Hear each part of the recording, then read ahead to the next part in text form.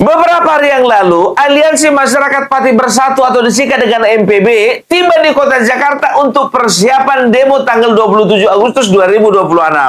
Dan Ferdinand Huta Hayan berkomentar bahwasanya AMPB adalah jangkrik politik dari kekuatan Solo untuk menggulingkan Prabowo. Apa salahnya Solo? Apa salahnya Bapak Joko Widodo? Mereka ini dari Pati bukan dari Solo.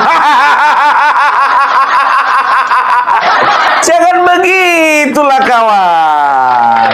Bagi teman-teman AMPB ya yang mau bersilaturahmi ke rumah Ferdinand Huta Hayan, rumahnya tetapnya ada di Jakarta dan sekitarnya. Kalian tanya-tanya aja lah sama teman-teman kalian, itu pasti tahu. Kalau kalian tanya Opung Parbela nggak pernah ke rumahnya. Aduh, kita dengarkan dulu beritanya. Saudara, Aliansi Masyarakat Pati Bersatu berangkat ke Jakarta untuk menggelar aksi pada 27 Agustus nanti di gedung DPR RI menuntut pengesahan RUU perampasan aset dan hukuman mati koruptor. Kelompok Aliansi Masyarakat Pati Bersatu berangkat dari alun-alun Pati menuju Jakarta menggunakan 2 mobil sambil membawa logistik berupa beras dan mie instan untuk kebutuhan selama dalam perjalanan. Total 12 orang ini akan melakukan konsolidasi dengan aktivis lain yang tergabung dalam Aliansi Rakyat Indonesia Bersatu untuk aksi unjuk rasa di depan gedung DPR RI Jakarta 27 Agustus mendatang. Dalam aksinya masa akan menuntut DPR RI segera mengesahkan RUU perampasan aset. Rakyat Jakarta minta doanya semoga perjalanan ini lancar ya. Saya himbau kepada masyarakat rakyat seluruh Indonesia untuk hadir ya di aksi 27 Agustus di DPR RI. Kita menuntut pemerintah untuk segera mengesahkan RUU perampasan aset koruptor dan hukum mati koruptor karena korupsi di negeri ini sudah akut ya.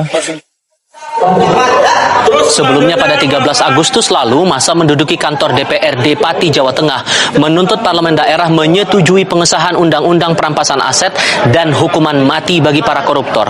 Audiensi Aliansi Masyarakat Pati Bersatu dengan DPRD Pati di kantor DPRD setempat bersih tegang karena tidak ada titik temu.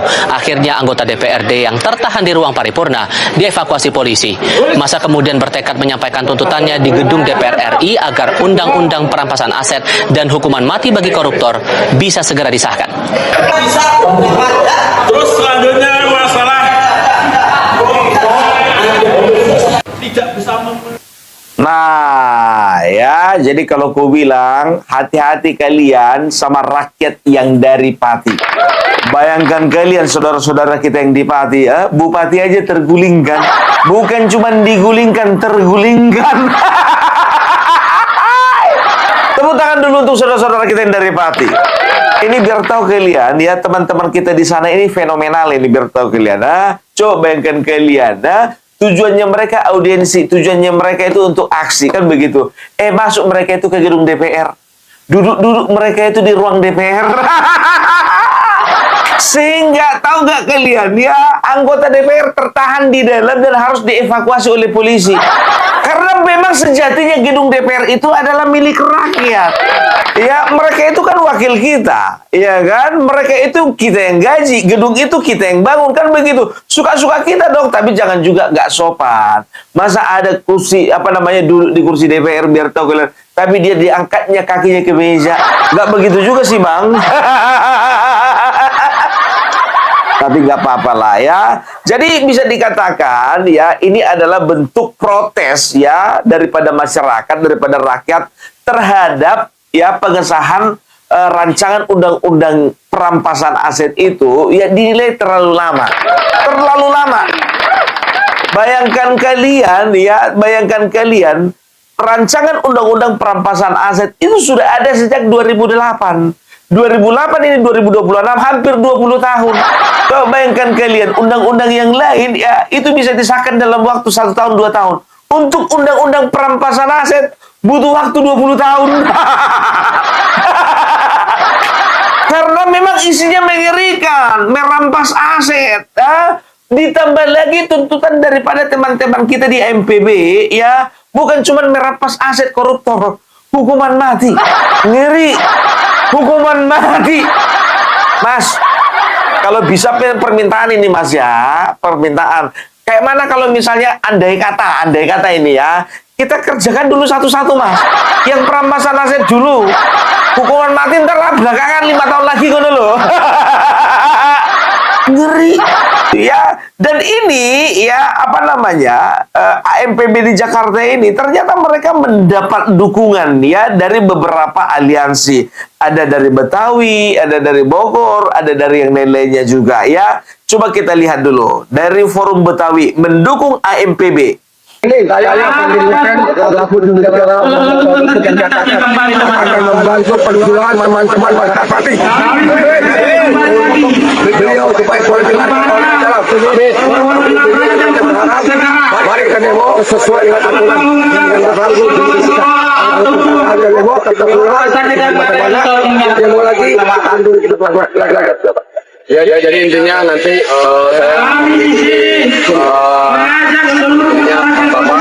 sebagai organisasi dan sebagai kepala rumah tuan rumah intinya kami akan ikuti peraturan itu nanti teman-teman kami Iya, itu dari kelompok Forum Betawi ya. Sekarang kita lihat yang dari aliansi dari Bogor.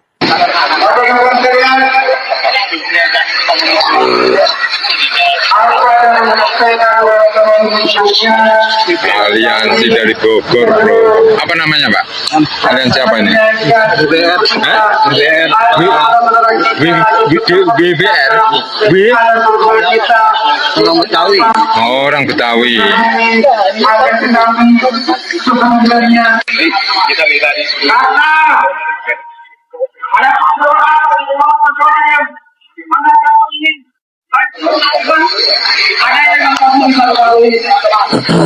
Nah, betul lagi kita udah dibikin.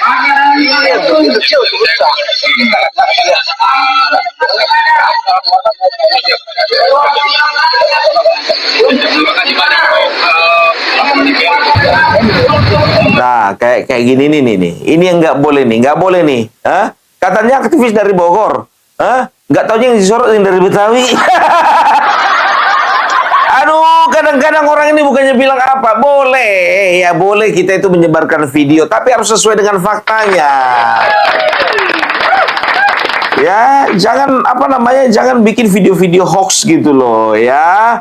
Nah, itu tadi ada beberapa dukungan. Tapi aku yakin sih ada beberapa dukungan dari aliansi yang lainnya. Nah, begitu juga teman-teman kita dari Pati ini, mereka memanggil rekan-rekan dari luar Jakarta dan dari luar Pati. Kita dengarkan. Dari Satuan, wilayah Jawa Tengah, Jawa Timur, pernah merjuang NKRI.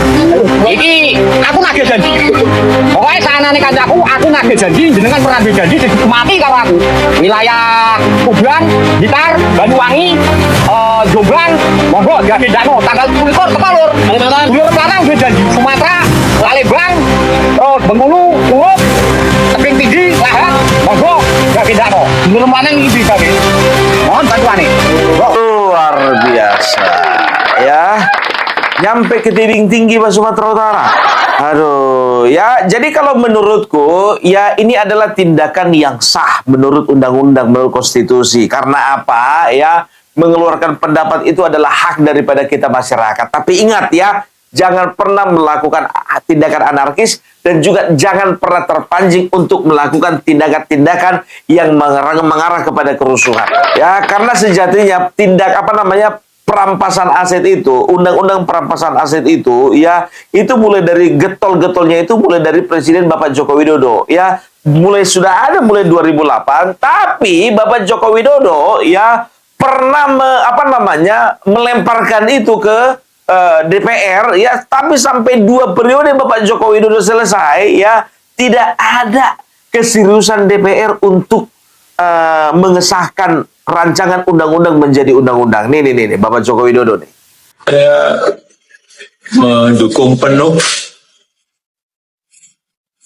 bebasnya kembali rancangan undang-undang perampasan aset. Dan ini penting sekali dalam rangka pemberantasan korupsi. Sangat penting.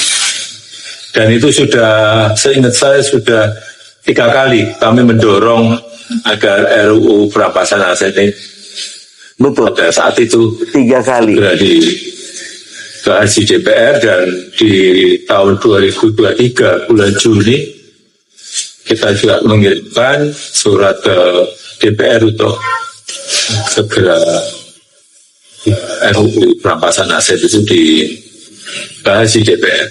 Tapi memang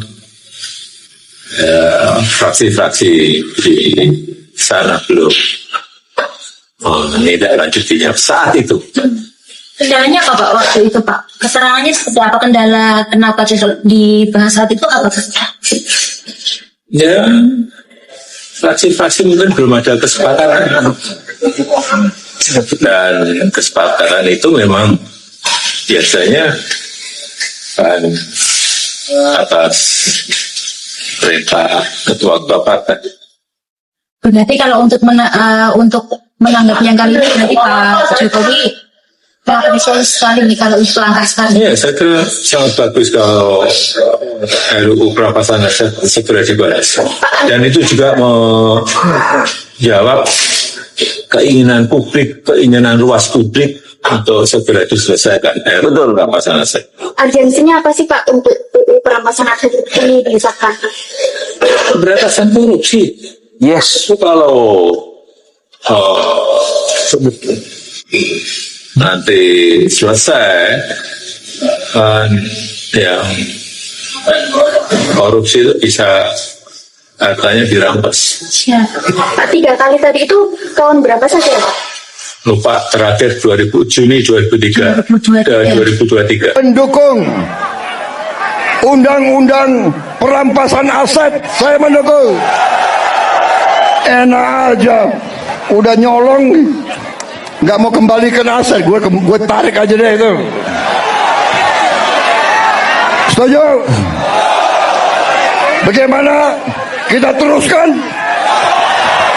Kita teruskan perlawanan terhadap koruptor. Nanti. Tapi fraksi Bapak juga Pak, yang ada di DPR, tolong Pak dorong juga Pak, jangan cuman mingkem. Ya, ini masukan loh Pak. Bapak ya sebagai calon partai nomor 1 di parlemen. Kan memang gitu ya kan surveinya kan, nomor 1 Gerindra, nomor 2 Golkar, 3 PDIP kan. Harusnya Bapak lebih berani lagi untuk mendorong undang-undang perampasan aset itu Pak. Supaya apa? Supaya ya masyarakat pun juga simpati dengan partai Bapak. Betul kan yang gue bilang? Itu dia, makanya gue bilang jangan cuman cuman omongan doang gitu loh ya. Kalau bicara tuh cuman omongan doang Pak, Bapak Joko Widodo udah 3 kali Pak nggak ngomong-ngomong. Bukan omon-omon Pak.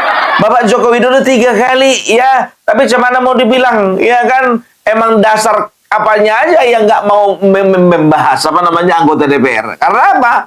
Kalau sampai dibahas itu, wah kalau sampai disahkan kosong Pak, nggak ada lagi mau mencalonkan diri jadi DPR. Aduh, dan tahu nggak kalian? Jujur aja aku bilang ya, salah satu daripada aktivis yang dari Pati ini ya, sampai biar tahu kalian rekeningnya diblokir, uang 80 juta lenyap. Dia lenyap dari akun akun banknya. Kita perhatikan ini. Aduh, ini memang pertarungan yang cukup besar ya. Lebih parah lagi, rekening saya ya, uang pribadi saya dan uang donasi dari teman-teman 80 juta 900 sekian juga diblokir. Ada buktinya ini. Iya. Oh, diblokir. Berarti makan gimana Mas kalau donasi-donasi gitu Mas? Ini ya, ini. Oh iya, terblokir tuh 80. Itu pakai Mandiri berarti ya? Mandiri. Berarti gimana Mas ke depannya nih buat ini akomodasi? Ya nanti kita pelaku-pelakunya lah. Inilah betul-betul di penguasa. Karena rekening itu kan privat ya? Iya benar, terpisah. Bisa. Ya. Sekelas bank aja bisa dikendalikan oleh penguasa ya. Kita bukan teroris, kita bukan pelaku kriminal. Teman-teman di sini ini datang ke Jakarta ya itu mengawal aspirasi masyarakat Indonesia. Tidak ada niatan untuk membuat kerusuhan. Iya. Tapi apa yang kami alami di ibu kota ya, di Jakarta, seharusnya kan pemerintah APH itu kan memberi kenyamanan ya kepada masyarakat, memberi keamanan. Tapi faktanya apa yang kami rasakan di Jakarta ini parah ya. Jakarta keras. Baru tahu Bang Jakarta keras.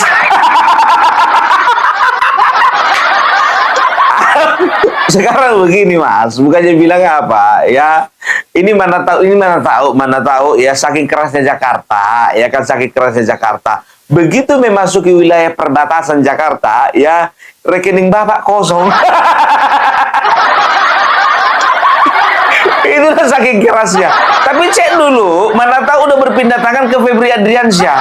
Mana tahu, ya kan, mana tahu. Tepuk tangan dulu untuk Mas Botok ini. Ya, jadi memang betul-betul perjuangannya ya memakan korban gitu loh, korban rekening. Tapi gimana pun juga, ya mereka itu mendapatkan simpati yang besar daripada masyarakat. Tapi dengan teganya, biar tahu kalian, dengan teganya, ya Ferdinand Hutahian mengatakan bahwasanya, ya AMPB itu adalah jangkrik politik, ya suruhan Joko Widodo. Memang nggak dibilang sih suruhan Joko Widodo, suruhan Solo katanya. Kacau ini orang. Ini adalah pesan saya kepada AMPB, Aliansi Masyarakat Pati Bersatu, yang kabarnya akan ke Jakarta mengakukan unjuk rasa mengusung tema tentang RUU perampasan aset.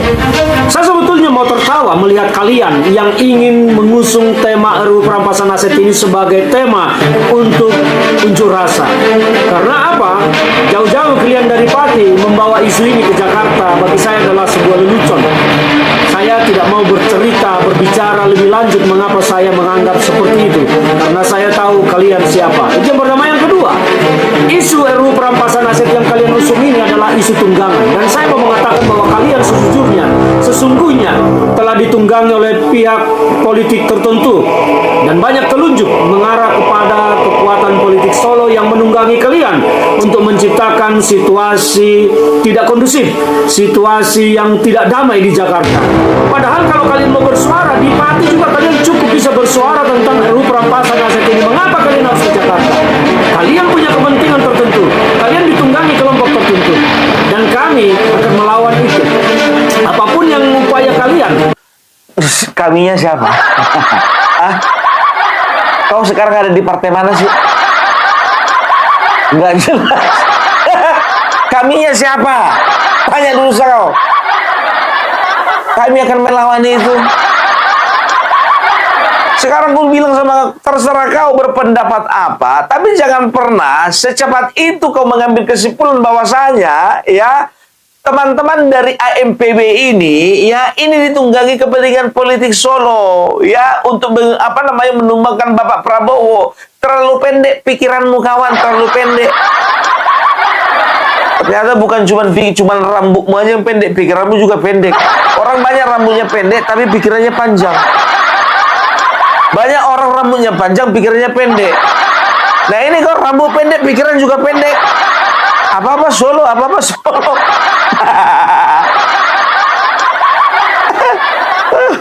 Apapun usaha-usaha kalian untuk membuat Jakarta ini menjadi terganggu, menjadi chaos, kami akan lawan. Kami pasti akan lawan. Jadi kepada AMPB, kalian tidak usah bicara sok-sok merasa menjadi pahlawan yang membela RUU perampasan aset supaya segera disahkan. Tidak. Kalian hanya sekelompok orang yang ditunggangi oleh kepentingan politik untuk menciptakan suasana politik yang semakin tidak baik, terganggu, dan kalian berharap Presiden Prabowo terusik dan terganggu, bahkan kalau perlu sampai jatuh. Dan kami pasti akan menjaga Jakarta ini dan siap berhadapan dengan kalian. Ini bukan ancaman kepada demokrasi, tetapi kalian telah memperalat demokrasi untuk menciptakan suasana yang tidak baik di Jakarta. Dan kami sekali lagi saya katakan pasti akan menghadapi hal-hal begini karena kami Indonesia damai, Indonesia tertib. Apalagi RUU perampasan aset telah dirapatkan, dibahas oleh Komisi 3 DPR RI dan akan segera disahkan. Jadi isu ini hanya isu tunggangan buat kalian karena hampir tidak ada lagi isu yang bisa kalian bawa-bawa untuk mendongkel Presiden Prabowo Subianto. Ketemu kita, ketemu. Apanya ketemu? Kesimpulannya ketemu. Solo gitu. Bukan mentang-mentang Bapak Joko Widodo 3 kali mendorong ya RUU perampasan aset untuk disahkan menjadi undang-undang ya. Maka dengan begitu Anda berkesimpulan bahwasanya Bapak Joko Widodo adalah menunggangi ini. Enggak bisa. Justru aku kalau misalnya ini kalaupun ditunggangi, justru ya ini ditunggangi oleh kelompok yang lain. Karena apa? Karena kemarin tertangkap kamera kalau tidak salah reuni AMPB ya itu kemarin si Tio datang. Tiolol, Ardian tolol itu ada anjingku namanya si Tiolol. Ardian tolol. Ini juga kemarin nonton TV itu. Bahwasanya orang yang bernama Tio ya hadir di dalam acaranya MPB. Kita lihat ini.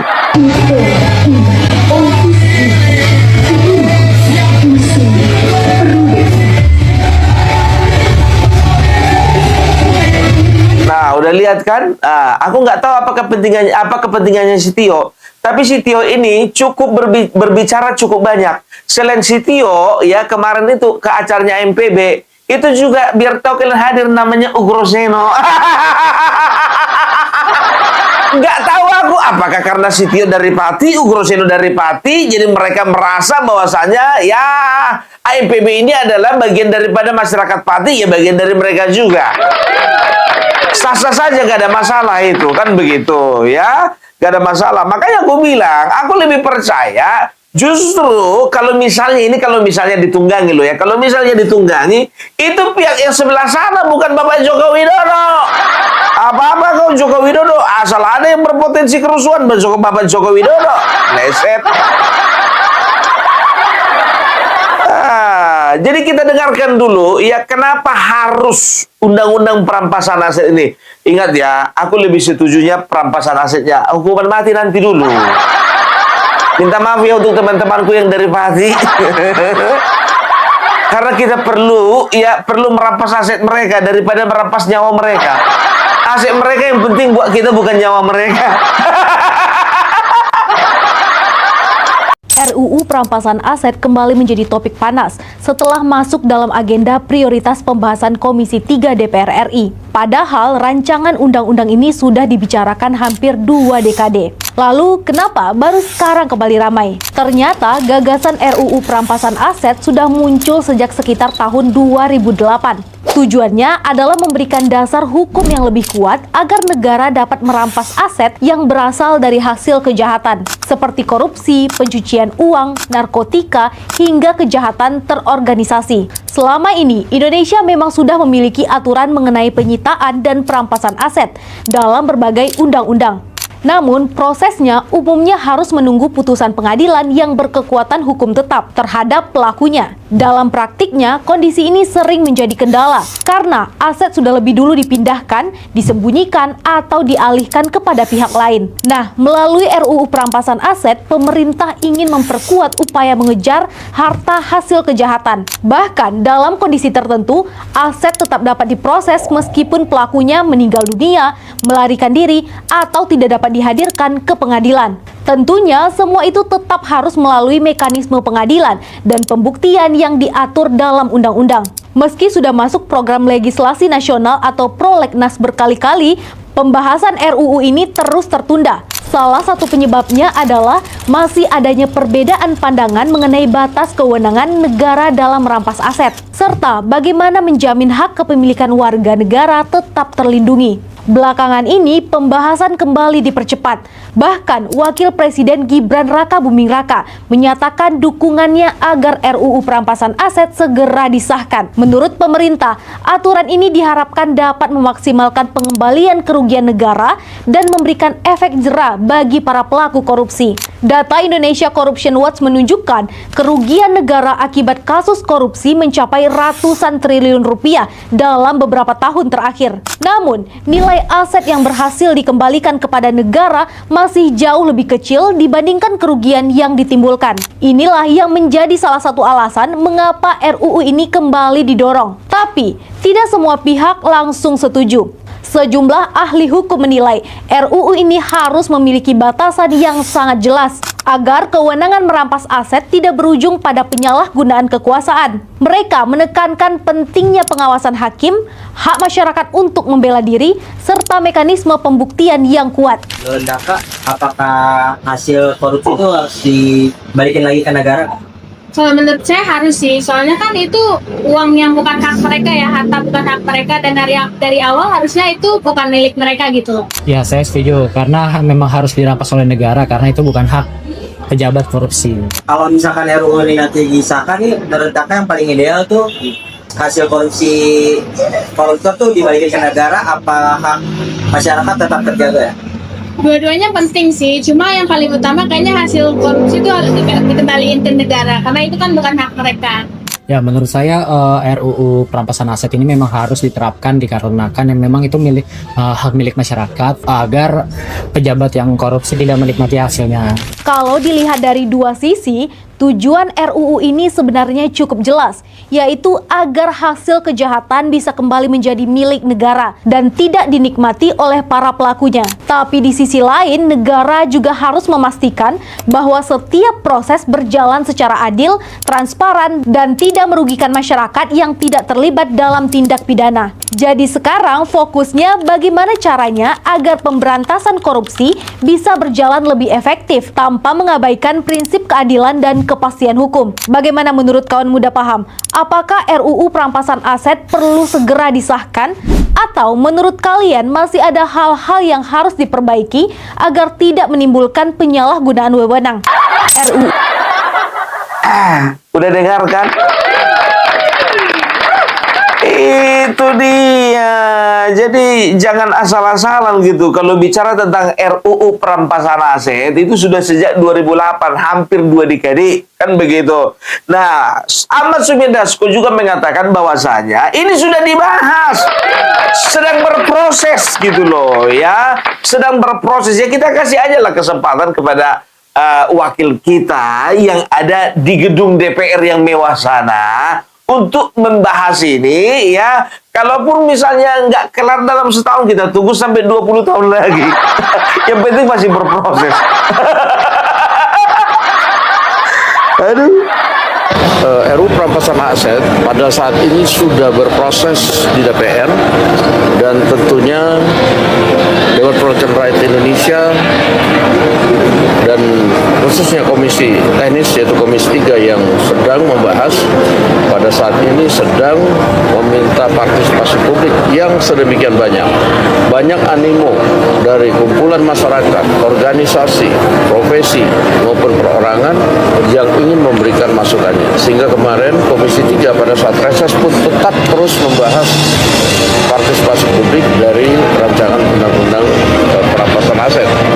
Nah, pada saat masa reses ini kami akan meminta laporan dari Komisi 3 sudah sejauh mana, dan kemudian nanti kita akan evaluasi bagaimana tata cara pembahasan dan hal-hal teknis lainnya yang kita akan bahas undang-undang perampasan aset yang selama ini sedang. Itu dia ya. Tepuk tangan dulu untuk saudara-saudara kita yang jauh-jauh datang dari Pati. Ya, tapi ada yang lucu biar tahu kalian ya. Ini ya ada yang berusaha untuk manas-manasin ya. Karena apa ya? dikatakanlah udah banyak yang datang berbondong-bondong berbus-buskan begitu ya. Nah ya sampai padahal sebetulnya itu disorot video ya, ada video TikTok ya kan, dikatakan apa, persiapan untuk demo besar-besaran 2027. Banyak kali bus disorot kan begitu. Setelah aku teliti ternyata itu video bus lagi macet beberapa tahun yang lalu.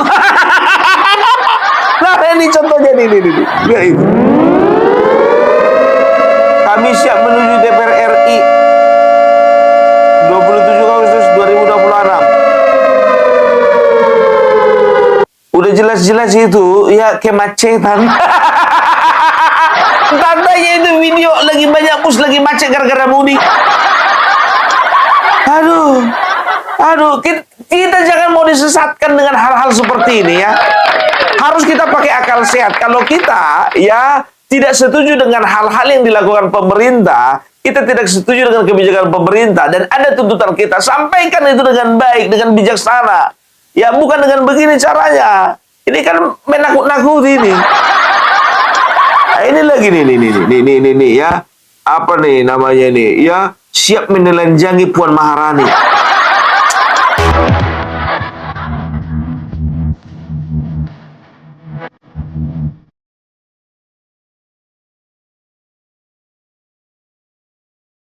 Asik sih musiknya.